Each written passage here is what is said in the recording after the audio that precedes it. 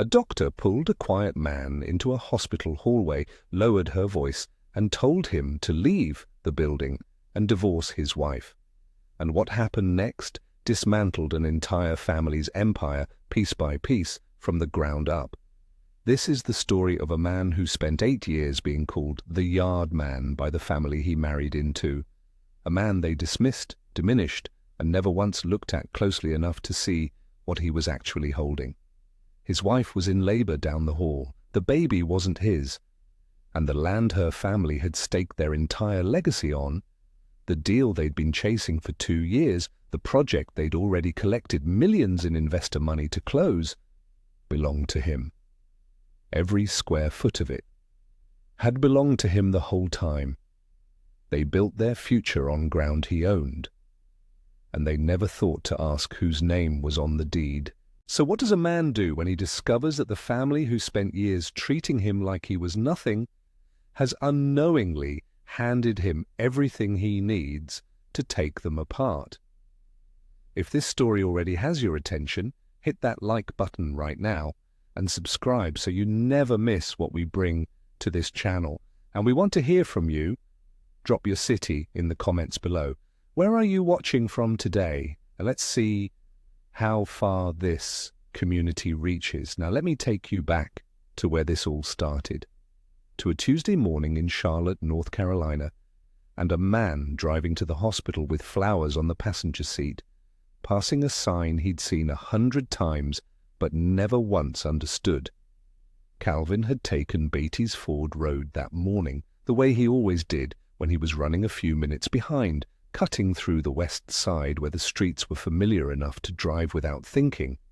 He had the flowers on the passenger seat, yellow roses, Tanya's favorite, wrapped in the brown paper from the shop on Beatty's Ford that his grandmother had used for every occasion, worth marking. He had his good jacket on over his work shirt. He had left the house at 6:45. He almost didn't look up. But something about the sign made him slow down without meaning to. It was new. He was certain of that much. Planted at the edge of the corner lot on Caldwell Street, the one that backed up against the old oak his grandmother called her landmark. The sign was white with navy lettering, the kind that real estate firms ordered in bulk. Mercer Property Management, Development Inquiry, a phone number underneath. Calvin looked at it for 2 seconds, maybe 3. Then the light changed and he drove on. He told himself he'd ask somebody about it later. Francis Okafor had sent him letters. He knew that. The way you know something you've been avoiding knowing, he'd get to it. He had more pressing things this morning. He adjusted the flowers on the seat and merged onto the interstate, and the sign on Caldwell Street fell behind him without ceremony. The waiting room on the labor and delivery floor smelled like disinfectant and burnt coffee. Gerald Mercer was already there when Calvin arrived, standing near the window in a charcoal suit with his arms crossed, looking like a man who had reserved the room. Damon was beside him, leaning against the wall in a pressed button-down, scrolling his phone. Renee, Tanya's mother, sat in one of the chairs with a silk blouse and a posture that said she was doing everyone a favor by being present. None of them looked up when Calvin walked in. He set the flowers on the side table near the door and nodded in their direction. Gerald glanced at him and looked back at the window. Damon didn't look up at all. It was Renee who spoke first. She looked down at Calvin's boots. Work boots, clean but unmistakably what they were, and she let out a small sound that sat somewhere between a laugh and a sigh.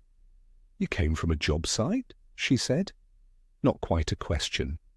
Calvin said he had come from home. Renee said nothing else, but the way she turned back to her phone communicated everything she needed it to. Gerald shifted toward a nurse passing through the room with a clipboard. He did it without lowering his voice. He said he was Gerald Mercer, that his daughter was in labor, and gestured vaguely in Calvin's direction. "That's the yard man she married," he said, as if providing useful context. The nurse smiled politely and kept walking. She had no idea what she'd just walked through. Calvin stood near the door with his hands in his jacket pockets. He had heard the comment. Gerald knew he had heard it. That was, in fact, the entire point. He had been in this room before, metaphorically speaking. He had been in some version of it for the better part of 8 years. He found a chair on the opposite side of the room and sat down. He breathed. He waited. Dr. Paulina Chaby found him 40 minutes later. She came through the corridor door with the particular walk of someone who has made a decision and is moving through the logistics of delivering it. Calvin had known her face since he was 12 years old. She had sat 3 pews behind his grandmother at Greater Harvest every Sunday for as long as he could remember. She had delivered the repast casserole when Estelle passed. She was not a woman who made small gestures. She said his name quietly. She asked if he would walk with her for a moment. Something in her voice settled into him before he fully understood it. He stood up. He followed her out into the corridor, around the corner, past the nurses' station, to a quieter stretch of hallway where the overhead light hummed and the sound from the waiting room fell away. She had a folder in her hand. She did not open it. She looked at him directly, and her voice dropped to just above a whisper. "Calvin," she said, "the prenatal genetic panel came back this morning." She paused. 1 beat. "Leave this hospital and divorce her." He did not ask her to say it again. She held his gaze for a moment longer, long enough to make sure he understood she was certain that she had checked that she would not have said those words to him on this floor on this morning if there were any other way to read what was in that folder. Then she pressed her hand briefly to his forearm. She turned and walked back toward the nurses' station. Calvin stood in the corridor alone. The fluorescent light hummed above him. Somewhere behind the closed doors down the hall, a newborn was crying, thin and new. He stood there for what might have been 30 seconds or 3 minutes. He genuinely could not have said. Then he walked back past the waiting room without stopping, past Gerald and Damon and Renee, past the yellow roses he had left on the side table. He pressed the elevator button. He rode down to the parking structure. He got in his truck. He did not call anyone. He did not cry. He sat for a moment with his hands on the wheel, then started the engine and pulled out into the morning. He took Caldwell Street on the way back. He parked in front of his grandmother's house without planning to. The house was dark, the way it had been dark for 8 months. The porch swing was still. The hydrangeas along the front walk had come back without anyone planting them, the way some things do, without being asked.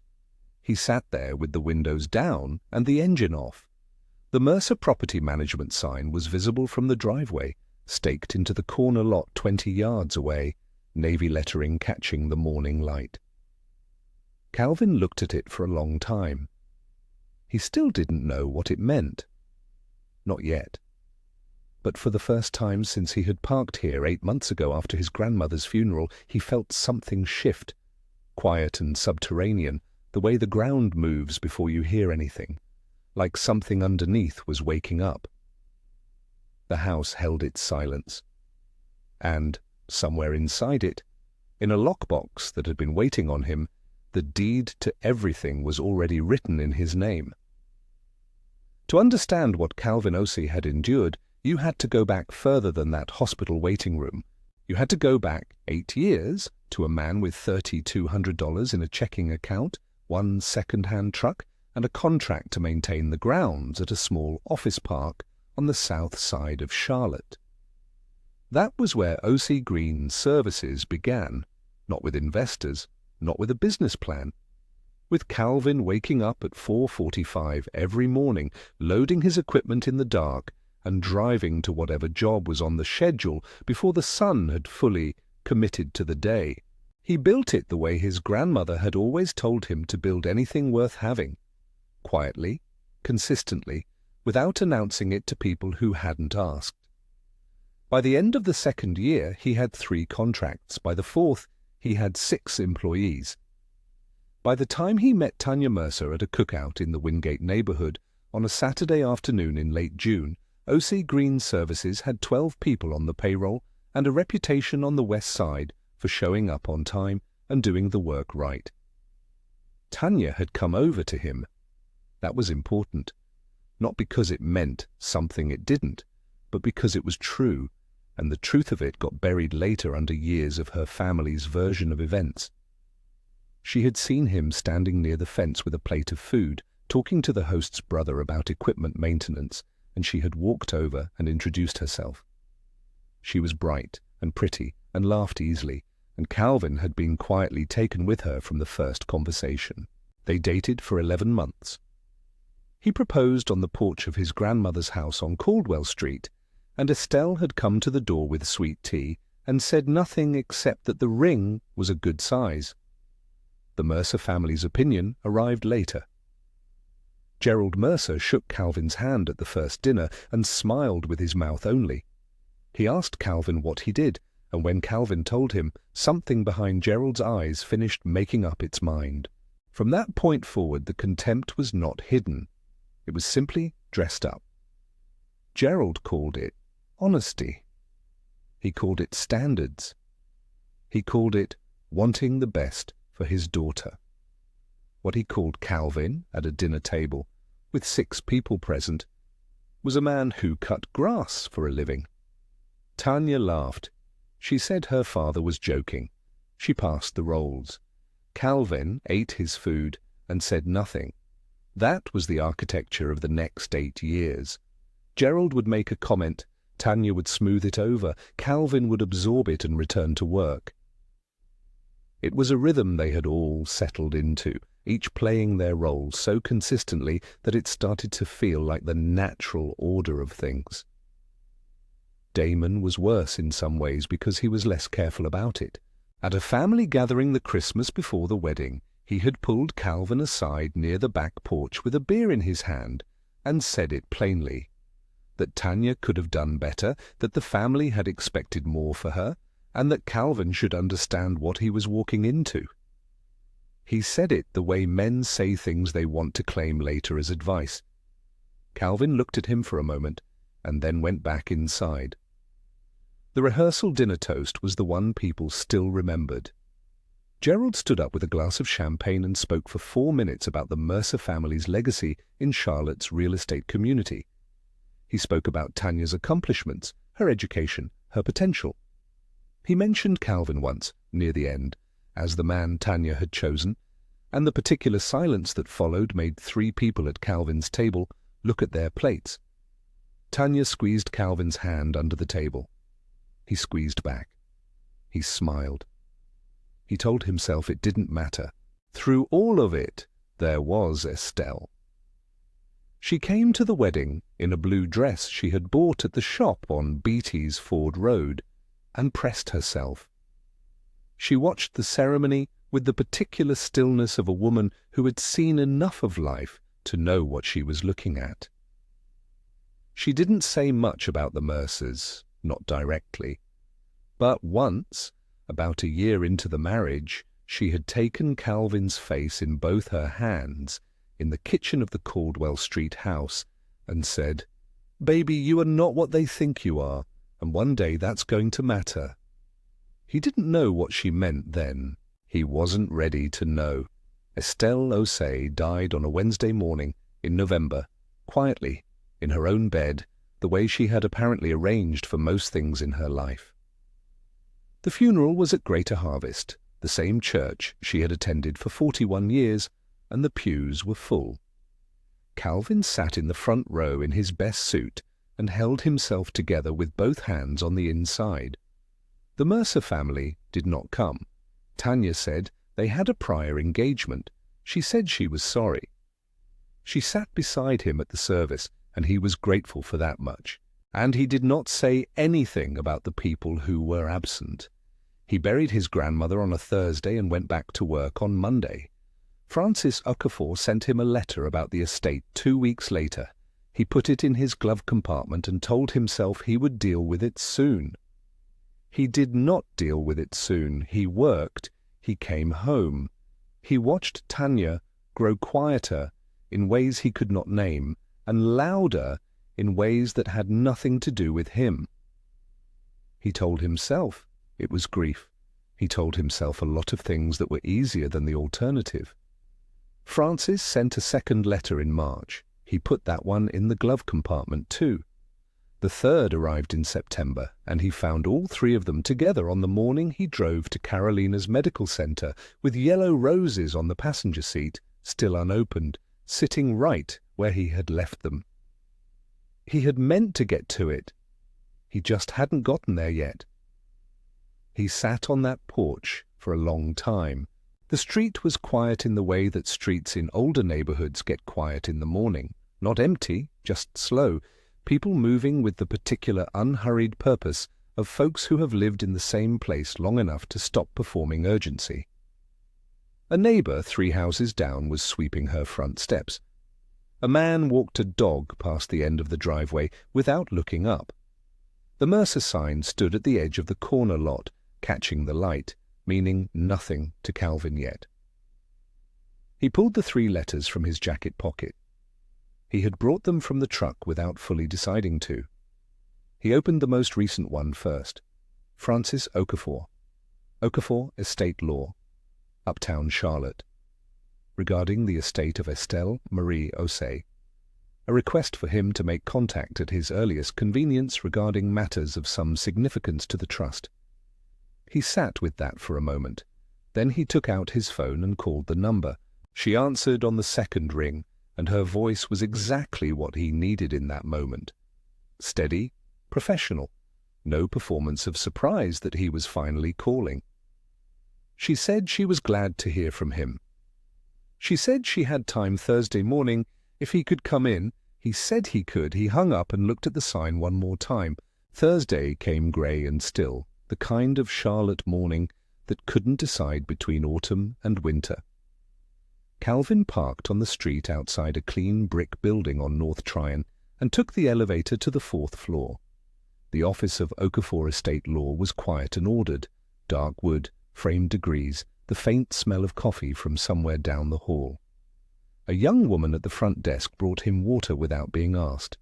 Francis Okafor came out to meet him herself. She was a compact woman in her early 50s with close-cropped hair and reading glasses pushed up on her forehead, and she shook his hand with both of hers the way people do when they knew someone you loved. She said she had known Estelle for almost 20 years. She said his grandmother had been a remarkable woman. Calvin said he knew. She led him into her office and closed the door. She opened the first file. The trust was called the Caldwell Street Land Trust, established by Estelle Marie Osei in 2004 and administered by Okafor Estate Law for the entirety of its existence. 6 contiguous lots running along the east side of Caldwell Street, the corner lot, and the 5 adjacent parcels Estelle had acquired one at a time over 30 years, paying cash for each one when the opportunity presented itself and telling nobody. Most recently appraised at $6.7 million. Calvin was named as the sole and unconditional heir. There were no competing claims, no outstanding liens, no legal ambiguity of any kind. Estelle had been methodical about that. Calvin sat with his hands folded in his lap and listened. His face did not change. Francis said the trust had transferred to him fully upon Estelle's death 8 months ago. She said the letters had been an attempt to get him into this chair so she could explain what he now owned. She was not reproachful about the delay. She simply stated the facts the way she stated everything, precisely, without editorializing. Then she opened the second file. She placed it on the desk between them and let him look at it before she spoke. It was a correspondence file, organized chronologically. At the top was a letter on Mercer Property Management letterhead, dated 26 months ago. Below it, a second letter. Below that, a third, dated 4 months after Estelle's death, this one routed through a company called Carolina Growth Partners, LLC. Frances explained that Carolina Growth Partners was a shell entity registered in Delaware. She had done the research. It was wholly owned by Mercer Property Management. The 3 letters were acquisition offers for the Caldwell Street lots. The first at $3.2 million, the second at $3.7, the third at $4.1 million, all below appraised value, all addressed to the trust administrator, none of them naming the heir they were trying to reach. Calvin looked at the Mercer letterhead. He looked at it for a long time. Frances continued. She explained that Mercer Property Management had presented the Caldwell Street development to outside investors as a secured deal. 2 primary investors had committed a combined $2.3 million. The investment agreement carried a 90-day window. If the deal did not close within that window, the capital had to be returned. That window had opened 61 days ago. It expired in 29 days. The deal could not close without Calvin's signature. It had never been able to close without Calvin's signature. The silence in the office was complete. Calvin looked up from the file and asked Frances one question. He asked what happened to them if he said no. She told him. She laid it out the same way she had laid out everything else. Methodically, without pleasure or drama, the investor capital would have to be returned. The Mercers did not have the liquidity to cover $2.3 million in a 30-day window. Their existing credit line at First Southern Bank carried covenants tied to active deal flow. A failed flagship development, especially one already presented to investors, would trigger a covenant review. And a covenant review, she said, at their current leverage position would be difficult. She paused. She said the word difficult the way lawyers say it when they mean devastating. Calvin nodded once.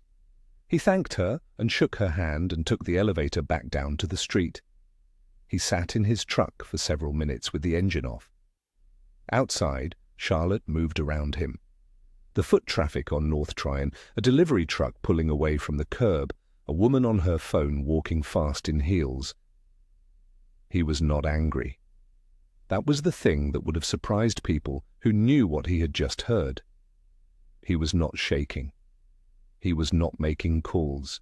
He was not crying in a parking structure on a Thursday morning like a man whose life had broken. He was clear. For the first time since that hallway at Carolina's medical center, he was completely, absolutely clear. He knew what he had, he knew what it meant, and he knew, sitting in that truck on North Tryon Street with his grandmother's trust documents in a folder on the passenger seat, exactly what he was going to do with it. He started the engine. He had one phone call to make first. The phone call he made from the parking structure on North Tryon was to a man named David Reese. Calvin had gotten the name from a former client, a man from his church whose divorce had gone clean and fast and without drama, which was exactly the kind of recommendation Calvin needed. He called from his truck, still parked outside Francis Okafor's building, and David Reese picked up on the third ring. Calvin said he needed a consultation. Reese said he had Thursday at 2. Calvin said he would be there. That was all he needed to sort out for the day. He drove back to the west side, changed into his work clothes, and spent the rest of the afternoon edging the grounds at a medical office complex on Freedom Drive. His crew chief, a steady man named Bernard, who had been with Osage Green Services for 4 years, asked if everything was all right. Calvin said it was. He picked up a rake and worked alongside the crew until the light started to go. Nobody asked him anything else. That was the week Calvin Osage moved in 2 directions at once, and both directions were quiet.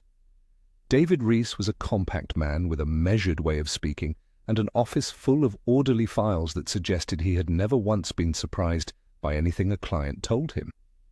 Calvin sat across from him on Thursday afternoon and laid it out: the hospital, the genetic panel, the marriage, the years. Reese listened without interrupting. When Calvin finished, Reese asked 3 questions, made 2 notes, and told Calvin what he needed to know. The trust was separate property. It had been established and funded entirely before the marriage. It bore Calvin's name as sole heir, not as a marital asset. Under North Carolina law, Tanya had no claim to it, not in part, not in total, not under any theory Reese had seen a judge entertain. He said the word untouchable, and he said it the way people say things they have tested in court before. Calvin nodded. Reese said he would begin preparing the filing. He said Calvin should expect the process to take several months, but that the asset protection question was settled. He asked if Calvin had any other concerns. Calvin said he did not. He shook Reese's hand, walked out into the afternoon, and drove straight to Frances Okafor's office without an appointment. Frances saw him anyway. He sat down across from her desk and told her his decision in 2 sentences. The trust would not be selling, not at $4.1 million, not at any number the Mercers might come back with, not under any structure they might propose. He wanted the formal rejection filed through the Shell, LLC, Carolina Growth Partners, the same channel the offers had come through. He did not want his name on the response. Not yet. Frances looked at him for a moment the way she had looked at him in their first meeting, measuring, precise, respectful. She said she understood completely. She said the rejection letter would go out by courier within 48 hours. She asked if there was anything else. Calvin thought for a moment. Then he told her about the Charlotte Business Journal. He had found the contact information for the paper's real estate desk himself. It had taken him about 4 minutes online. He had called from a number the Mercers would not recognize and left a brief message identifying himself only as a party close to the trust. He said the Caldwell Street development deal appeared to be in trouble and that the Charlotte Business Journal might want to look into it before the story broke somewhere else. He had said nothing false. He had provided no documents. He had simply pointed a journalist at a window and let the light do the rest. Frances said nothing about the journal. She just made a small note. That was enough. Calvin went back to work. He was at a residential property in Steel Creek the next morning at 6:45, trimming the boxwoods along a front walk while the neighborhood was still quiet and the air still carried the last of the night's cold. Bernard ran the crew through the back section while Calvin worked the front. A woman came out of the house in a robe to get her newspaper and nodded at Calvin on her way back in. He nodded back. Nobody on that street had any idea what he was carrying. He cut 2 more properties that afternoon and stopped by the supply house on South Boulevard for mulch pricing before driving home. He ate leftovers standing at the counter. He watched a little television without registering what was on. He went to bed at 10. That was how a man conducted total and surgical war against the people who had humiliated him for 8 years. Quietly, methodically, with clean hands and a full night's sleep. On the following Tuesday morning, a courier van pulled up outside Mercer Property Management's offices on West Trade Street. The driver carried a flat envelope addressed to Carolina Growth Partners, LLC, care of the Mercer Property Management Suite. A receptionist signed for it and brought it to Gerald's desk. Gerald Mercer signed for the envelope himself. He set it beside his coffee and finished reading his emails first, the way a man does when he believes the world will wait for him. Then he picked up a letter opener and slit the envelope clean, pulled out the single folded page inside, and began to read. The letter was brief, formal, final. The Caldwell Street Land Trust respectfully declined the acquisition offer submitted by Carolina Growth Partners, LLC, and wished to inform all interested parties that the trust was not presently available for sale and did not anticipate changing that position. Gerald read it twice. Then he read it a third time, slower, as though the words might rearrange themselves into something more acceptable. They did not. He picked up his phone and called Damon. Gerald stared at that letter for a long time.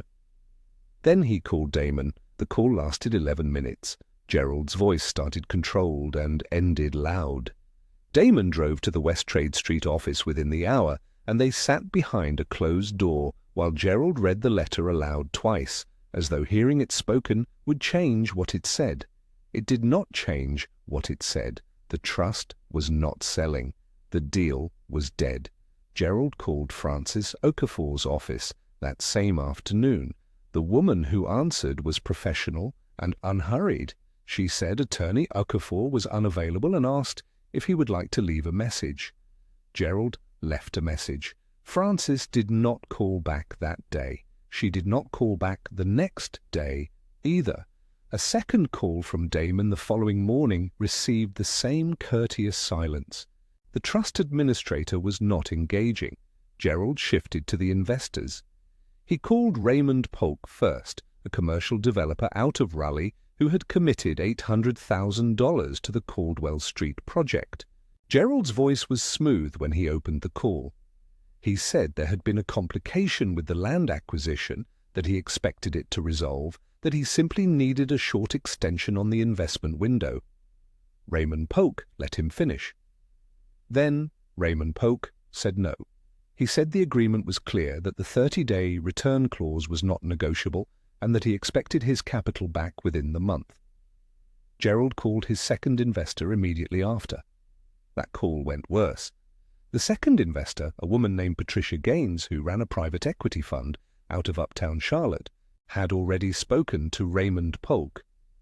She said she had heard the deal was dead. She confirmed her own 30-day demand. She said she hoped Gerald understood the seriousness of the situation. She did not sound like she hoped that at all. 2 investors, 2 demands, $2.3 million, 30 days. Gerald did not have $2.3 million liquid. He had never needed to. The Caldwell Street deal was supposed to close before the window expired. The development revenue was supposed to cover the investor returns and then some. The entire structure depended on the land being acquired. The land was not being acquired. The structure was not holding. He called First Southern Bank on day 9. He did not mean to trigger what came next, but he did. The loan officer he spoke with was careful and thorough, the kind of man who listened to everything and wrote all of it down. When Gerald explained that his flagship development deal had fallen through and that he was facing a $2.3 million investor repayment obligation, the loan officer thanked him for the information and said he would need to escalate to the covenant review team. Gerald understood what that meant. 3 days later, a formal letter arrived from First Southern Bank notifying Mercer Property Management that a covenant review of their existing credit facility had been initiated, to be completed within 21 days. If the review found their financial position materially changed from the terms of the original loan agreement, the bank reserved the right to adjust or recall the credit line. Gerald put that letter face down on his desk and left it there. Then the Charlotte Business Journal ran the story. It was not a long piece, maybe 600 words, buried on the real estate page. But the headline was devastating in its plainness. Caldwell Street deal collapses. Mercer Property Management's flagship development falls through. The reporter had clearly done her homework. She had the investor window, the acquisition structure, the timeline. She had quotes from 2 anonymous commercial real estate sources describing the collapse as a significant setback for a firm that had been positioning aggressively in the Charlotte market. The story ran on a Thursday morning. By Friday afternoon, 2 of Mercer Property Management's longest-standing property management clients had called Damon directly. They did not cancel. They asked questions. They used words like concerned and reassessing. Damon handled both calls with the confident tone of a man whose confidence had no foundation left beneath it. He called Gerald after the second one. Gerald told him to hold it together. Damon did not hold it together. The personal loan he had taken out against his expected development bonus, $140,000 borrowed from a private lender at terms that only made sense if the bonus came through, went into its first missed payment cycle on day 22. The lender sent a notice. Damon said nothing to Gerald about it. Calvin knew none of this in real time. He was cutting a backyard on Tyvala Road on the Thursday the Business Journal piece ran, his earbuds in, his crew moving efficiently around him, the sun doing what it does in Charlotte in the fall. Present but not oppressive, the light clean and golden through the tree line. Bernard flagged him to look at a drainage issue near the back fence. Calvin looked at it, gave Bernard a direction, and went back to work. His phone buzzed in his pocket 3 times that afternoon. He checked it at the end of the day, standing at his truck. 2 missed calls from a number he didn't recognize. One from Tanya. He put the phone in his cup holder and drove home. He ate dinner. He slept. Somewhere across town, in a conference room on the 14th floor of a building on West Trade Street, Gerald Mercer sat alone with the business journal piece glowing on his phone screen. The office around him was dark except for that light. His coffee had gone cold an hour ago. He kept reading the article. He kept circling back to one detail. The source. A party close to the trust. Someone who knew the deal was dead before it was public. Someone who was close enough to the situation to know exactly when to make a call. He needed to know who owned that land. He needed to find that address, and he was very close to finding both. It was a Saturday morning, cool and bright, the kind of morning that makes Charlotte feel like it is apologizing for something. Calvin had been at the Caldwell Street property since just after 8. He had brought his own clippers from the truck, the good pair he used for detail work, and he was working the front hedge the way his grandmother had always kept it, flat on top, clean on the sides, shaped like it had somewhere to be. The hydrangeas along the walk needed deadheading. He had gotten to those first. He was almost finished with the hedge when he heard the car. He did not look up right away. The car slowed, stopped at the curb. 2 doors opened. He heard footsteps on the sidewalk. 2 sets, deliberate, moving toward the property. And then the footsteps stopped. Calvin looked up. Gerald Mercer stood at the edge of the driveway in a pressed shirt and slacks, staring at Calvin with an expression that moved through several stages in the space of 3 seconds. Recognition, confusion, and then something that looked, for just a moment, like the first cold touch of understanding. Damon stood half a step behind him, his hands in his pockets, saying nothing. Neither of them had expected the yard man. Calvin looked at both of them. He set his clippers down on top of the hedge, carefully, the way you set something down when you want your hands to be empty. He straightened up. He turned to face them fully. Gerald found his voice first. He said he had traced the trust to this address. He said he needed to speak to whoever was in charge of the Caldwell Street Land Trust. He said it with the authority of a man who had spent 60 years in rooms where his authority was never questioned. Calvin let the silence sit for a moment. Then he said, "I am whoever is in charge of the Caldwell Street Land Trust." The color did not leave Gerald's face all at once. It left in stages, like water draining from a tub, slowly at first, then faster, until there was nothing left. Damon did not move. Calvin watched both of them absorb it, and he did not rush them. He had waited long enough. He could wait another 30 seconds. He told them everything.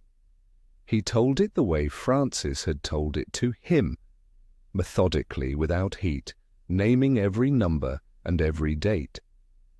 He told them about the trust established in 2004 by Estelle Marie Osei. 6 contiguous lots running along the east side of Caldwell Street, appraised at $6.7 million. He told them about the first acquisition offer, $3.2 million, submitted 26 months ago on Mercer Property Management letterhead. The second, $3.7 million, 4 months later. The third, $4.1 million, routed through a Delaware shell company called Carolina Growth Partners, LLC, as if the change of name would obscure who was doing the asking. He said the name Carolina Growth Partners the way you say something you have been waiting to say for a long time. He told them about the $2.3 million in investor commitments. He told them the window had expired. He told them about the covenant review at First Southern Bank. He did not need notes. He had been carrying these numbers for weeks, turning them over every morning the way other men turn over worry. Gerald started to speak twice. Calvin did not stop. He kept going, steady and unhurried, the way the whole river keeps going regardless of what happens on the bank. Then he got to the part that mattered most. He told them that on the morning his wife went into labor, at Carolina's medical center. He had driven down Caldwell Street and seen a Mercer Property Management sign staked into the corner lot of his grandmother's land. He told them he had looked at it, made a mental note, and driven on. He said that while he was in that hospital waiting room, while Gerald was introducing him to a passing nurse as the yard man, while all of that was happening, the sign on this land was already there. The land was already his. It had always been his, and they had never thought to ask. He looked at Gerald directly. "You let your father call me the yard man for 8 years," he said. "You smiled when he said it. You laughed it off and called your family a lot. But what you didn't know, what none of you ever bothered to find out, was that the land your whole family's future was built on belonged to me. And the only reason that deal was ever going to close was if I said yes." He let that land. Gerald's face had moved past shock into something rawer, a desperate, scrambling energy. He said there had to be a way to work something out. He talked about partnership. He talked about equity structures, about a revised offer, about bringing Calvin into the development as a stakeholder. His voice had lost its authority and picked up something else, a frantic salesman quality, the sound of a man renegotiating a deal that was already done. Calvin listened to all of it. Then he said no. One word, clean, final. Damon said nothing. He had said nothing since he got out of the car. He stood with his hands still in his pockets and his eyes on the sidewalk, and he looked like a man who had finally, at great cost, understood something true about himself. Calvin bent down and picked up his clippers. He told them, without looking up, that Frances Okafor's number was on all of the trust documentation, and that she would be the appropriate contact for any further questions. He turned back to the hedge and resumed his work with the same steady rhythm he had carried all morning. He heard Gerald say his name once more. He did not respond.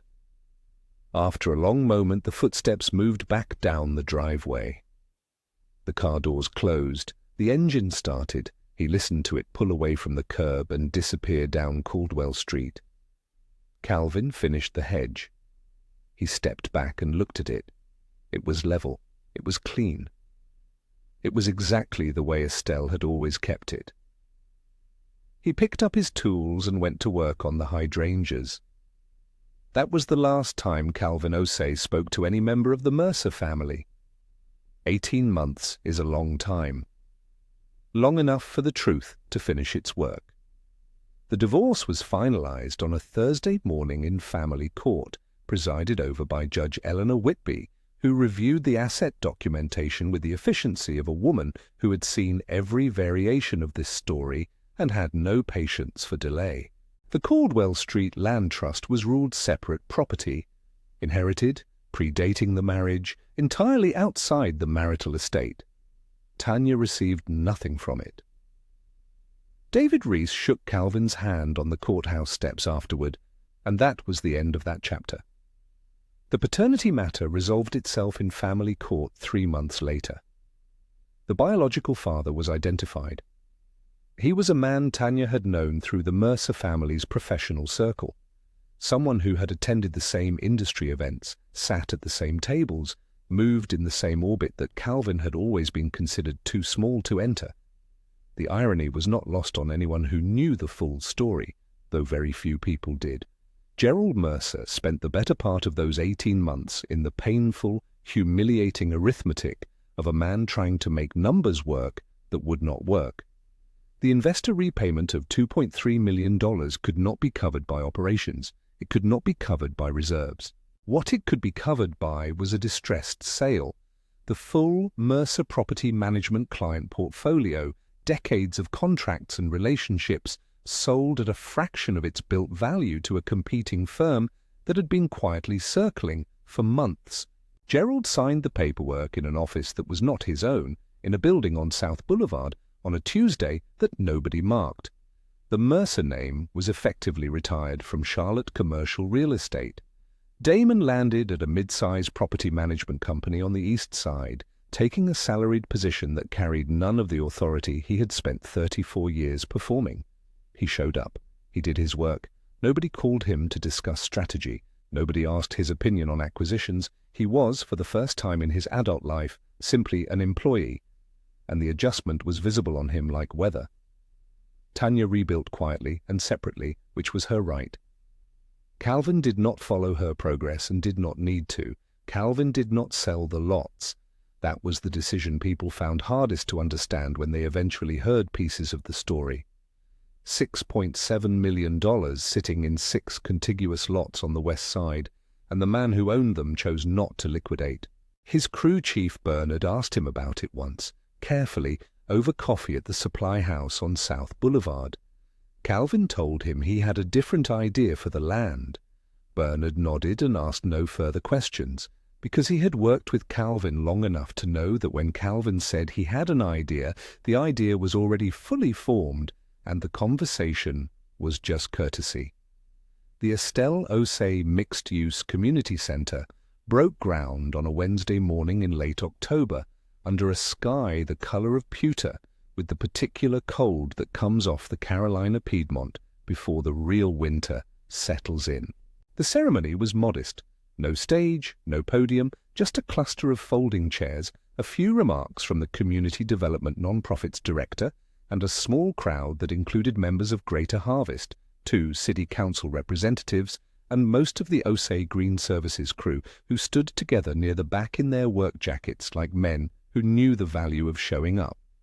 The building would be 4 stories, affordable retail on the ground floor, small businesses, a community health clinic, a barbershop with a waiting list that started before the foundation was poured, workforce housing on the upper 3 floors, 62 units, rented at rates that did not require a second income to survive.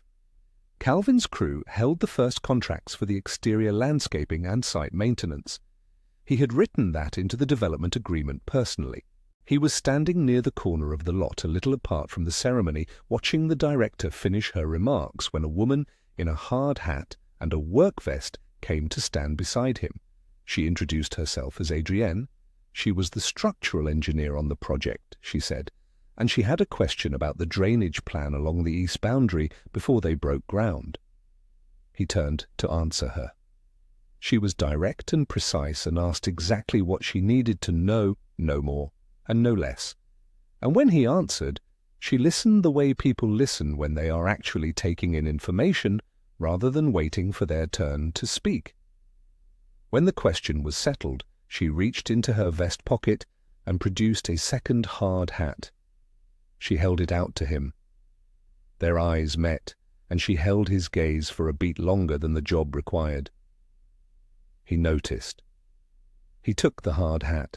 He put it on and turned back to look at the land. 6 lots running along Caldwell Street, the corner lot where the old oak still stood, the same ground his grandmother had walked to the corner store, had swept the front steps of, had accumulated parcel by patient parcel over 30 years without ever telling a soul. The ground that Gerald Mercer had wanted so badly, he had collected millions in other people's money against it. The ground that had always, quietly, belonged to the yard man. Calvin stood on it and smiled, not the careful, contained expression he had worn for 8 years of family dinners and waiting rooms and rehearsal dinner toasts. A real smile, the kind that starts somewhere deep and takes its time arriving at the surface. Estelle had always said it would matter one day. She had been right about everything. There is a lesson in this story that is older than real estate and older than family contempt, and it is simply this: the people who dismiss you rarely bother to learn what you actually hold. They are too busy performing their own importance to do the work of truly seeing anyone else. And that blindness, the arrogant and curious blindness, is not just a moral failing, it is a strategic one, because while they were deciding what you were worth, you were quietly becoming the one thing they could not afford to lose. Now, what would you have done in Calvin's position? When you found out the family that spent years degrading you had unknowingly built their entire future on ground you owned? Would you have sold the land and walked away? Would you have done something different?